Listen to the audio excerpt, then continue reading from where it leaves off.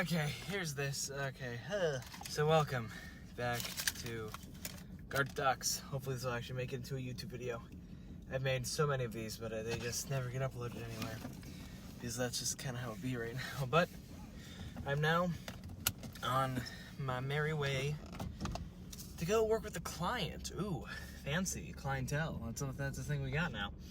Yeah, it's just this old guy who went through some procedures and stuff, just wants to get back into the swing of things, so I'll probably help him, I'd imagine he'd probably 2-3 months to get him back into where he wants to be, and then send him on his merry way, more or less.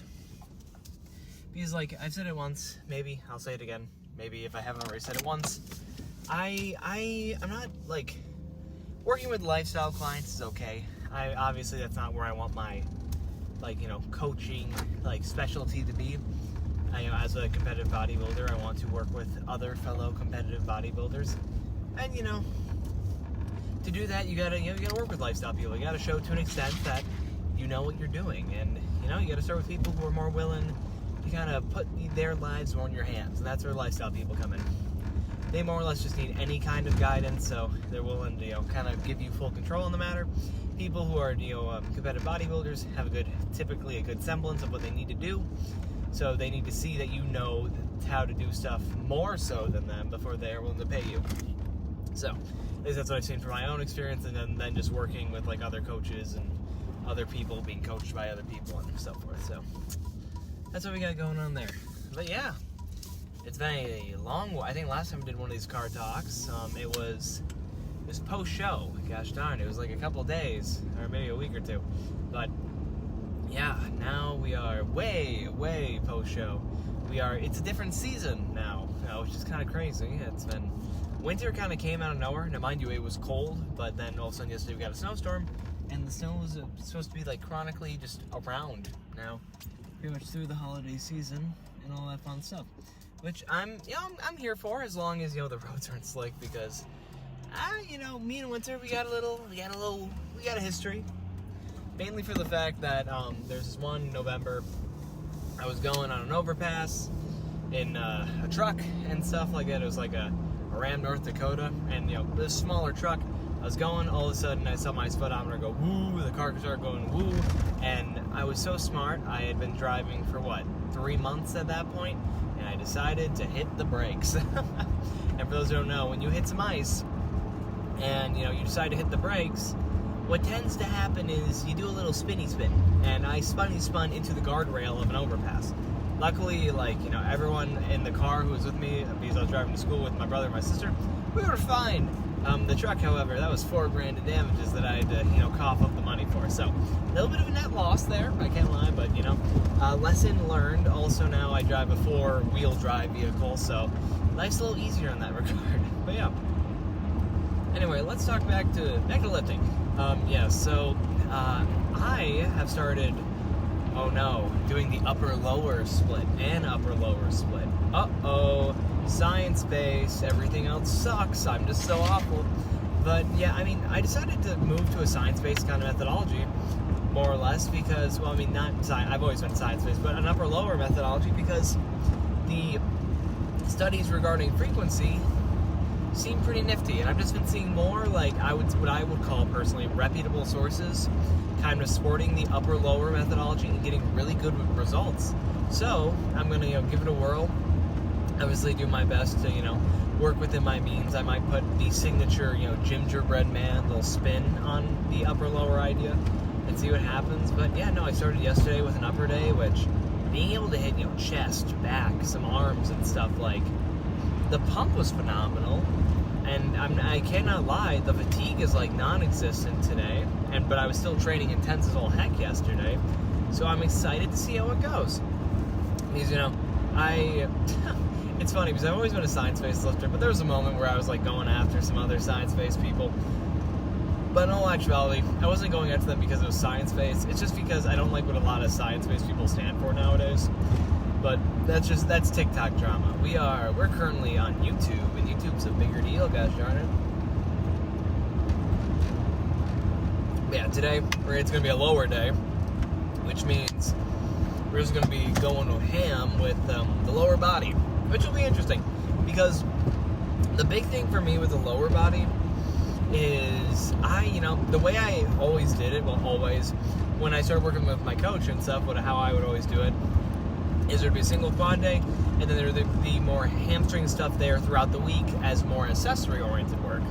At least programmed more as accessory to the main point of the day.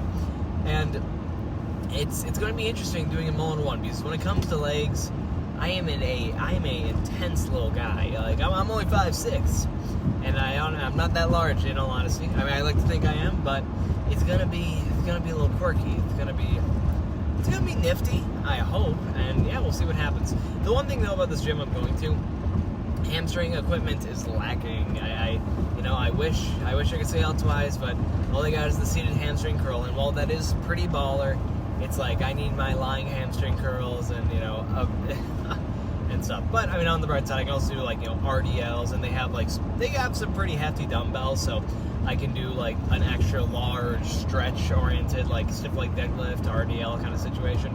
So those are always kind of fun. But yeah, that'll be nifty. And speaking of, actually, we're switching the subject yet again.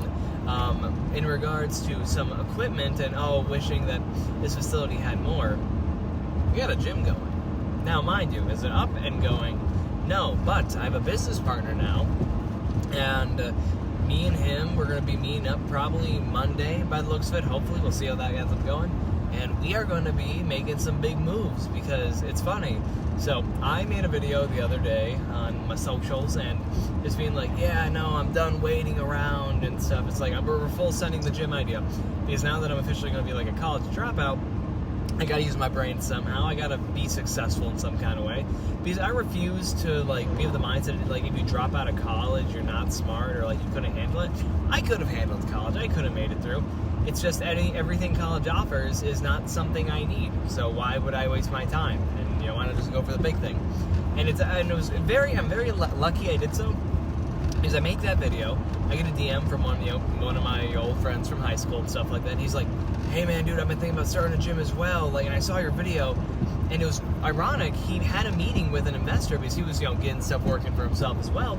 And the investing guy he met up with was like, dude, with something like this, I need to see you with a partner, or else I'm going to be very skeptical, and you're probably not going to get as much money as you would otherwise. Reached out to me. He knows I'm a smart cookie, and heck, we're going. And it's kind of nice. So my idea for a gym, what I will call Red's Gym, I'm still going to eventually do that. That's going to be an endeavor I eventually take on and make happen. That'll probably be more of a solo thing. But right now, I'm trying to get into it, and admittedly, on the financial side of things, I'm pretty ill-equipped. I don't have, much going on. Mind you, the plan was, work my butt off, save every stinking penny that I could, and then eventually, be able to finance the gym myself, or get enough to where maybe a bank would give me a semi-decent loan and stuff like that.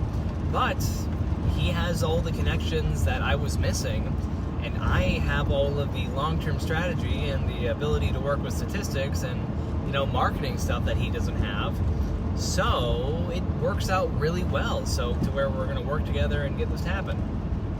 And it's really exciting. We have mainly he has a lot of good ideas on how to go about this business and kind of give it some inherent success, because it's just, the facility we're thinking of, it's something that the area we are in, it doesn't desperately need, but it's something that, if present, a lot of people will take advantage of, which gives us both hope that we could make a pretty penny on this endeavor.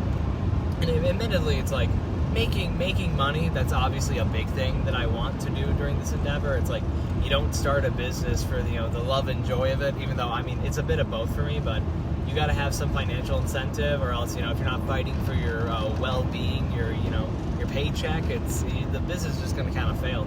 So we got that kind of fire burning under us to, of course, make this thing succeed as far as a financial incentive. But we're both very passionate gym goers. It's kind of cool. We were on the phone chatting and stuff like that, and he's just like, yeah, dude, me and you, we are the bodybuilders of our area and stuff. So it's people are talking about us, people are reaching out to me about how you're doing, and just how you've gotten so big and all that cool stuff, which I thought was great. It's kind of interesting. It's really fun to hear the stories from other people, talking about how I've just transformed myself into this kind of eventual or like, bodybuilding behemoth of the area, even though I'm not really that much of anything. But it's really nice because it's just like, people do notice, and that feeling, I don't seek admiration too much in my physique.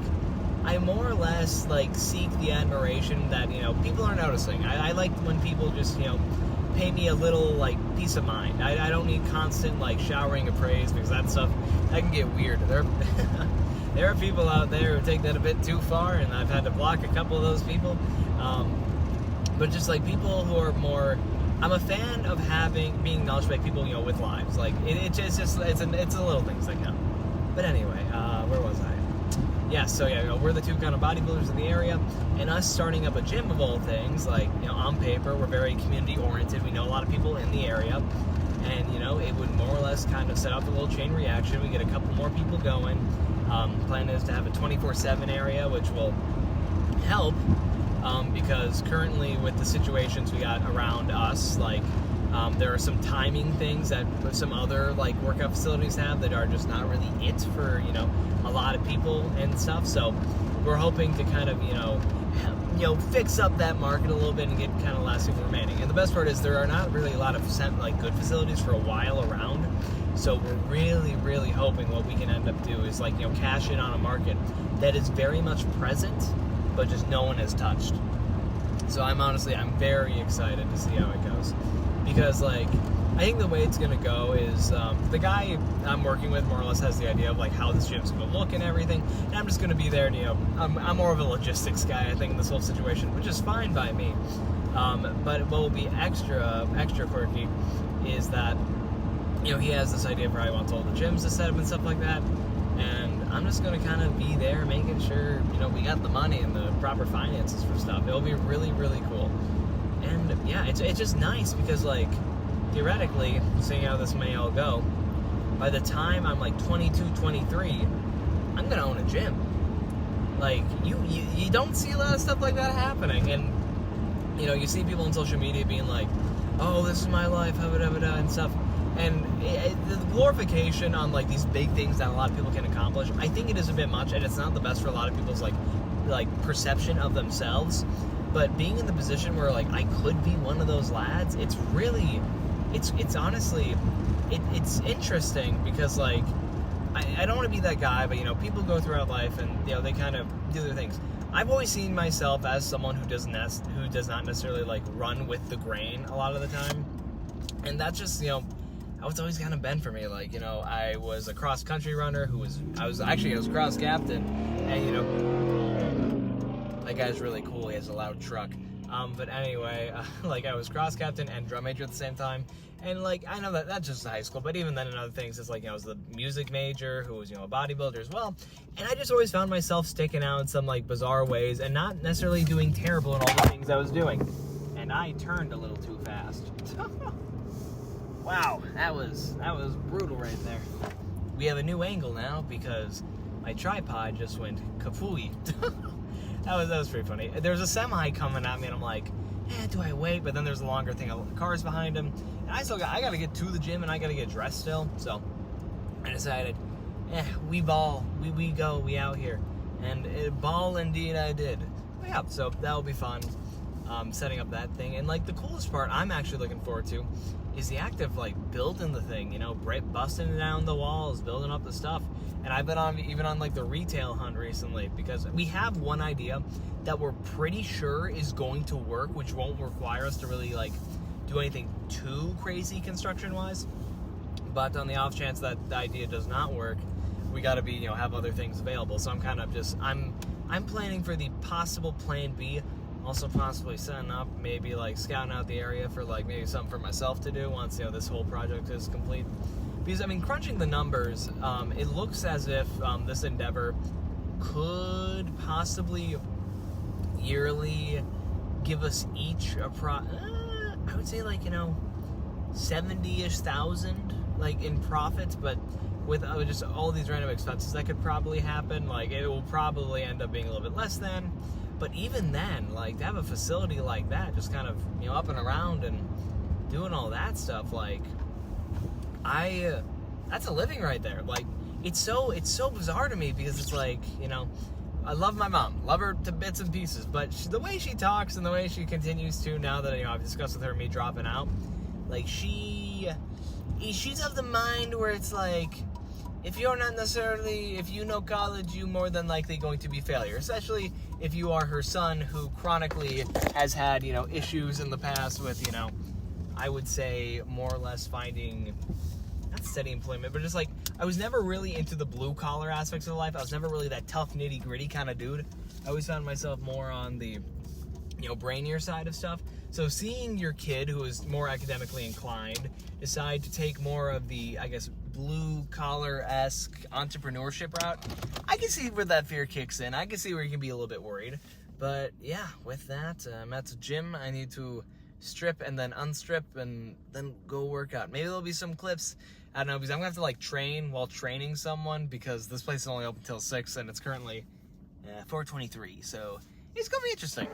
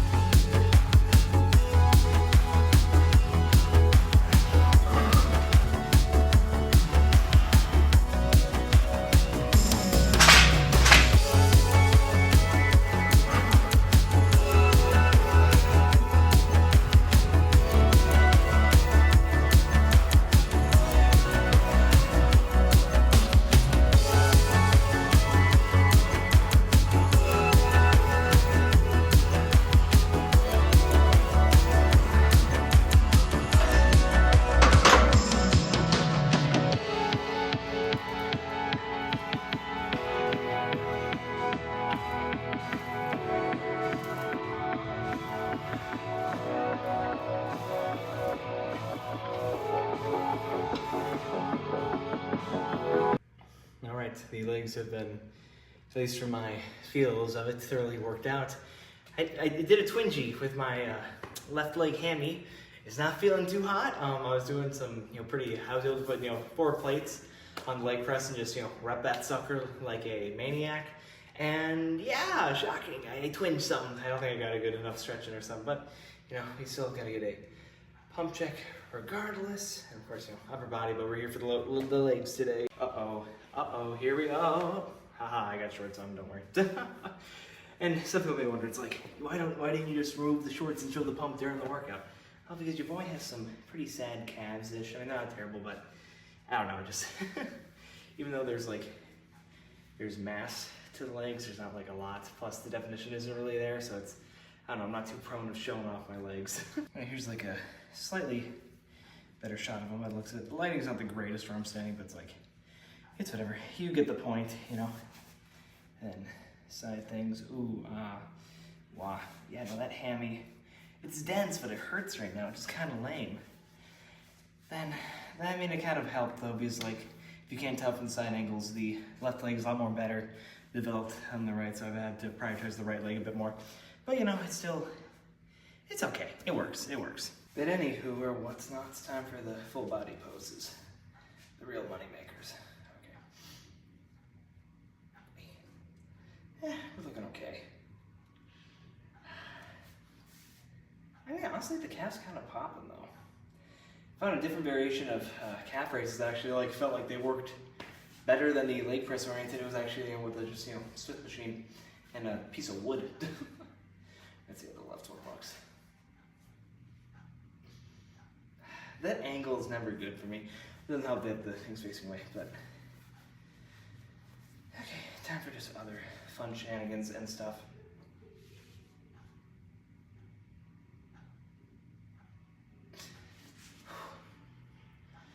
Okay, feeling pretty okay with that one.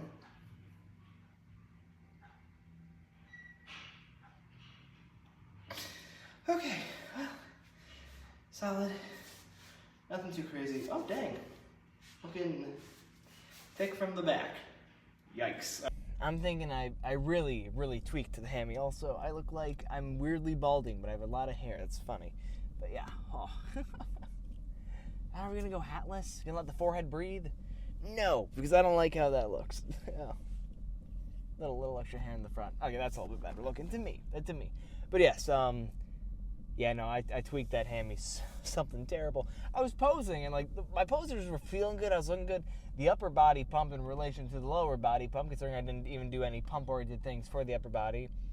Yeah, solid. I felt I looked pretty good. I haven't looked at the footage yet, but I'm feeling pretty about it and all that stuff. So, should be interesting. Should be quite nifty.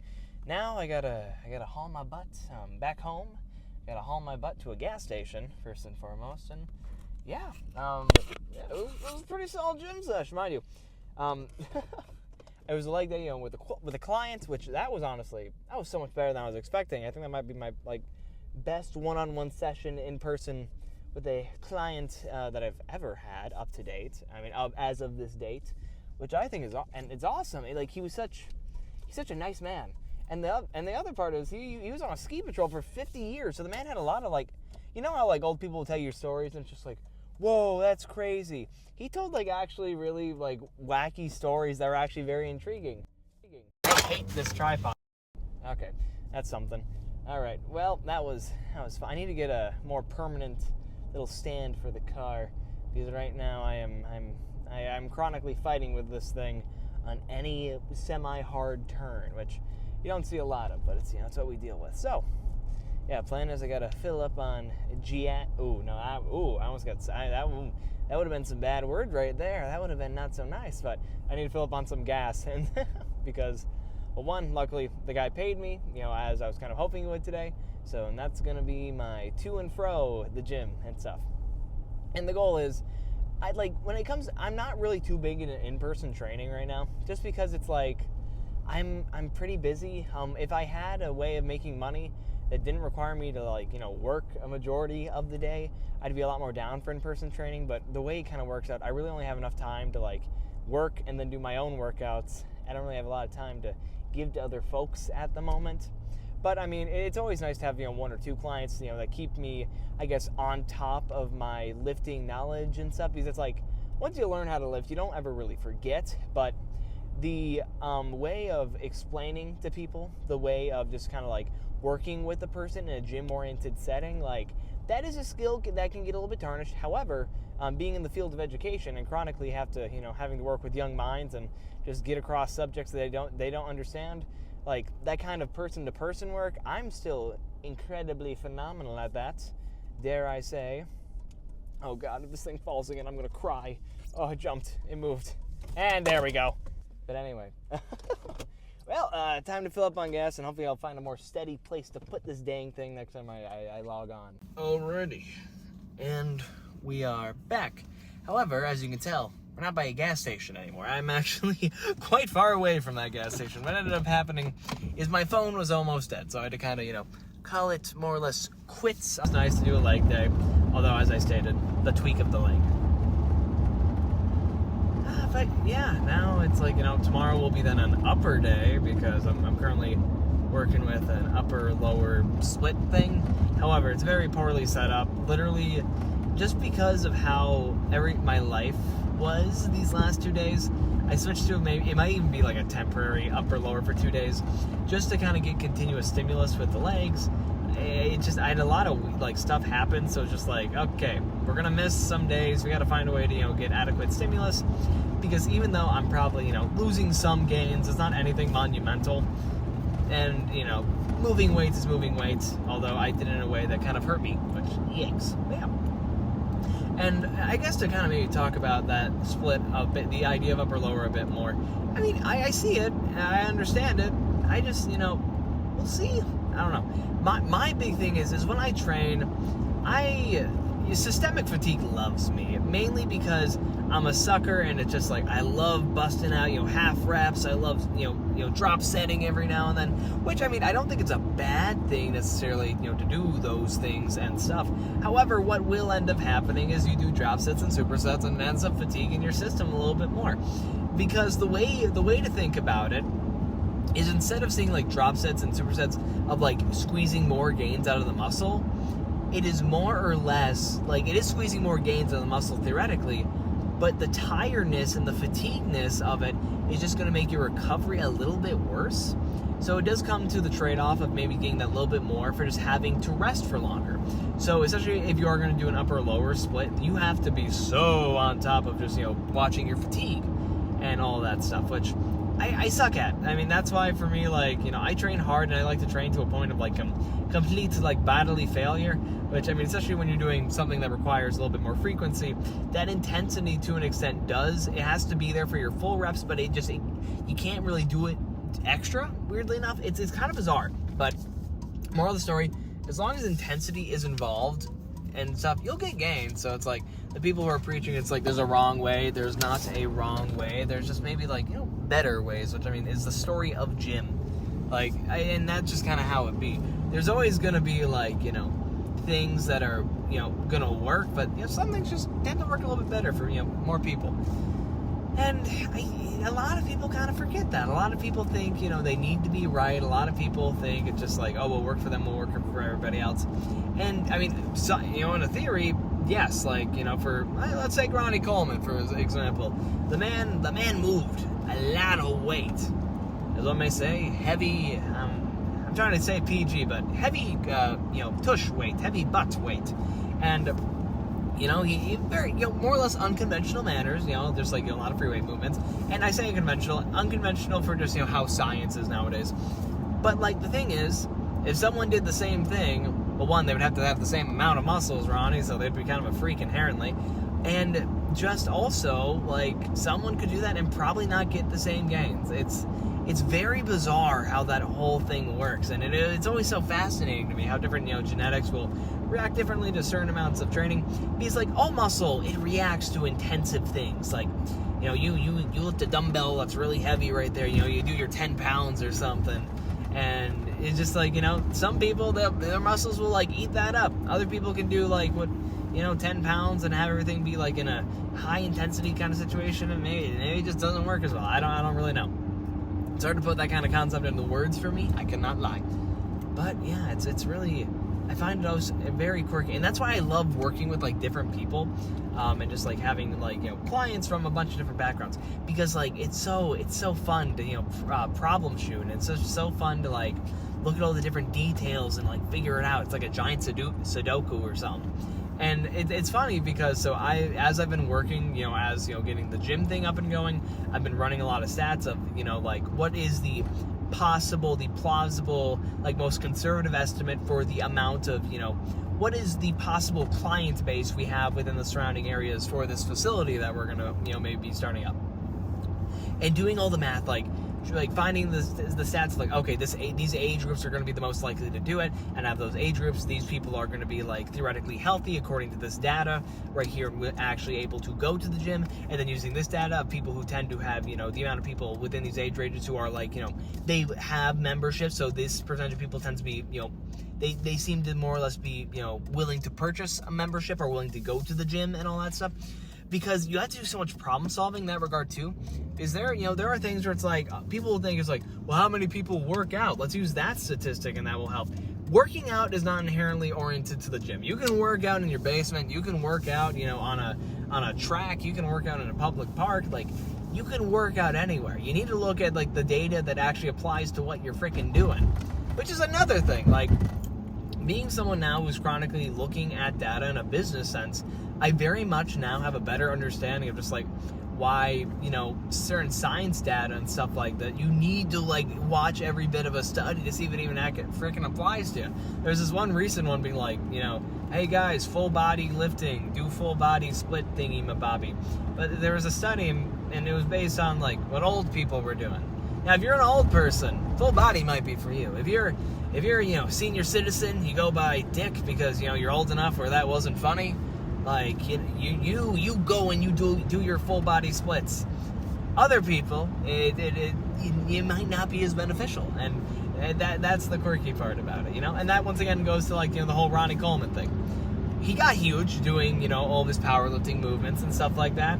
However, it probably won't work for you. It definitely would not work for me, but I don't really know. I am getting stronger though. It is nice. My I don't know. It's interesting. My strength gains post show have been ones that have been surprisingly pretty dang good. Like 4 plates on a leg press, mind you. It caused I've said the word, a tweak, a little twinge a lot recently, but even though it caused a twinge, 4 plates for 8, and that was after doing like some warm-ups of 3s and 2s. So I might have been able to do like 5 for 6 theoretically, or 5 for 5. I doubt it, but that would have been pretty cool. Because like my goal, I do want to have probably not going to happen this year. Just I worry about myself, considering now that I have this hamstring thing on my left leg I'm going to have to watch out for. Part of me wanted to hit like 405 squat, because that would have been 4 plates. It's pretty cool. I doubt it's going to happen now, but we'll work towards it. I'm going to let my left leg rest a bit more as far as hamstring things goes, which actually ironically is fine, because I need to like put more emphasis on just everything right leg in general. Like, in comparison to my left, is a little lacking. It's gotten a lot better though. Like, especially in the quad region. Oh my gosh, my quad insertions are a little funny. However, they are extra funny looking because not only do my rectus femoris insertion, which is like on the outside of my quad, is shorter on my right leg than it is on my left. So what ends up happening is like, my leg just looks inherently a little less dense, a little less, fuller.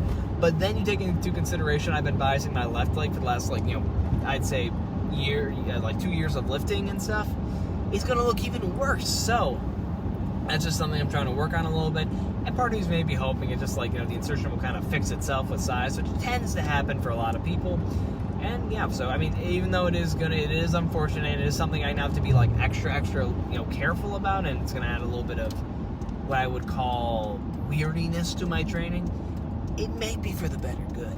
So yeah, we're gonna deal with that as that comes. But yeah, muscle balance in general, like I've been working on one on my back for a little bit. That's getting a lot better because I'm just built funny. I am very much an unsymmetrical human being. But like not in like a terrible way. It's like in ways that could be, with enough size, could be easily just tucked away more or less. But with how it is now, and me not having the most mass ever, it's just incredibly evident. Like the left lat is just not as thick as my right one, because the way my clavicles are, my left clavicle goes out a little bit farther than my right. So because this is shorter, everything just tends to be a bit puffier and just more tighter and larger and denser. But this one has more kind of it goes out farther. So it's like a little trade-off, more or less. So, it's caused some issues with my posing, and I've had to kind of dial it in, but it's whatever. And then, like, my right arm is bigger than my left arm. That might just be because, dominant arm thingies. And then also, it might be an aspect of, my clavicle being in more, with the arm being closer to the shoulder and stuff. There might be something with, stability, getting a better kind of, a stretch, just being able to, kind of, I guess, maybe, I don't know, do other stuff and things. Also, I'm, like, right side dominant. So, once again, that's another thing we gotta take into consideration, because like there are so many different things that cause so many different things in lifting. You just gotta be weary. It's gotta be like observant. And the unfortunate part for a lot of people who begin lifting, these problems of imbalances do plague people very early on. However, it's a situation of just not having enough muscle to really notice it, and then all of a sudden you cut back or something like that. I'm really freaking good at catching this tripod. Holy smokes, I am such a G for that. But like, you do it, and then it sneaks up on you. It snuck up on me because when I was a little chubbier, weighing in at 180, and it's kind of funny. I think I'm looking larger now at 160 than I did at 180. So a little pat on the back for me right there. It's the imbalances were there. They were definitely there. However, you just don't notice it because under the layers of fat, you just feel like a little giant in my case, because I'm 5'6". I'm like a little big boy is how I describe myself, because to be 6 foot and quite ripped, quite jacked and stuff, that's a different story. For someone who was 5'6", and it's literally a meatball of a person, which is me. But yeah, now I'm almost home. So you wanna know what I'm gonna be doing? Actually, maybe I'll throw in a little bit of a here's my dinner for the night or something. That would make for a nice little YouTube comeback, because I don't YouTube that often. It's just, mainly because, like, my insecurities have really crept up on me a lot recently. Like, my confidence of filming the gym is not there. what was not there. However, I've been looking a bit gnarlier recently, and just because I've been seeing really good things happen, I have this gym thing I've been going, I feel like more secure in who I am, more secure in myself, and like this gym thing, the entire fitness realm. So I'm probably gonna be doing a bit more of it because I am more comfy with doing the stuff now. And I think it's a good tale. Like, you know, I don't think you should do things when you feel incredibly insecure about them. At times, there are moments where you should just say, screw it, we ball, and, you know, full send it. But in, like, cases like this, like, to be real, was I missing out on too much by not posting YouTube videos? No. So it's like, it wasn't a big deal in that regard. However, if it were a situation maybe where it's like, oh, you know, let's say, you know, I'm asked to guest pose at a show, which probably, well, I don't think it would ever happen, but if it did, that'd be cool. Am I too nervous? I'm like, oh, I don't know, I'm in the off season, it's just, oh. That is a huge opportunity in which it's going to be instant recognition from a lot of people. You're going to get a lot of eyes on you immediately. That's kind of the moments where you should be like, throw it to the wind, we ball. Something like posting YouTube videos, it's things that have more of a slow grind aspect to them. I think letting your insecurity kind of maybe take a little bit of precedent just until you get to a place, especially in the world of content creation, when you're insecure and not comfortable doing something, it shows in your content. It shows in the camera work. It shows in, like, you know, how you present yourself. So in this idea, I think waiting till you're comfortable to really get behind the camera is a good idea. However, getting behind the camera can also just help, you know, you feel more comfortable behind it in general. So it's a nice little kind of balancing act. For me, my more chronic posting on TikTok has kind of allowed me to get a lot more comfortable with, you know, camera work itself and just, you know, working with this. So yeah, this is going to be a really freaking long video compared to some of my other ones. But that's okay, because the people apparently want this. I've had some people DM me and be like, hey, when are we going to get more YouTube videos and stuff? And, well, here you are. The Gingerbread Man is back to long-form content and all that good stuff. But anyway, bye.